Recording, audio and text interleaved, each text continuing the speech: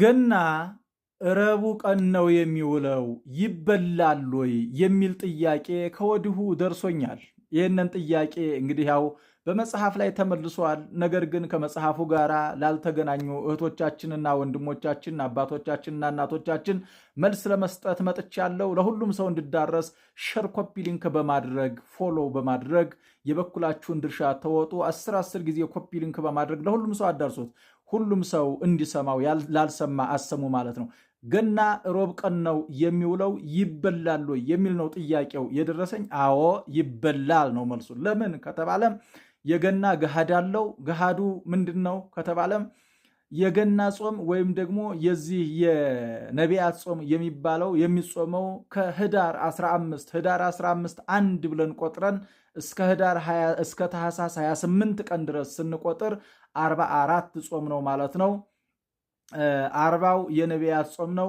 3ቱ ደግሞ የአብሳሪ፣ የመበስር፣ የተበሳሪ ተብሎ 3ቱ ተይዟል። 4ኛው ደግሞ የገሃድ ሮብና አርብ ከዋለ የሱ ትክ ይሆናል ተብሎ 44 ጾምን እንጾማለን ማለት ነው። ስለዚህ ከወዲሁ 28ኛውን ቀን ስለ ጾምን 29ኛው ቀን ሮብ ቀን ነው የሚውለው እንበላለን። ገናና ጥምቀት በሮብና አርብ በሚውሉበት ሰዓት ይበላል ተብሎ ተቀምጧል ማለት ነው። በፍትሐ ነገሥት አንቀጽ 15 ላይ ተቀምጦ እናገኛለን። በተጨማሪም ደግሞ በዓለ ሐምሳ ረቡዕ አርብ ሳይባል ይበላል። ለምን ከተባለ እንደ አንዲት ሰንበት ስለሚቆጠር 50ው ቀን ረቡዕ አርብ የለም ይበላል ማለት ነው። እና ስለዚህ ጠያቂዎች ሳትጨነቁ ለጎረቤቶቻችሁ ላልሰሙ ሁሉ የዚህ ግንዛቤው ለሌላቸው ሁሉ ይበላል ፍትሐ ነገሥት አንቀጽ 15 ላይ ተፈቅዷል ብላችሁ ንገሯቸው።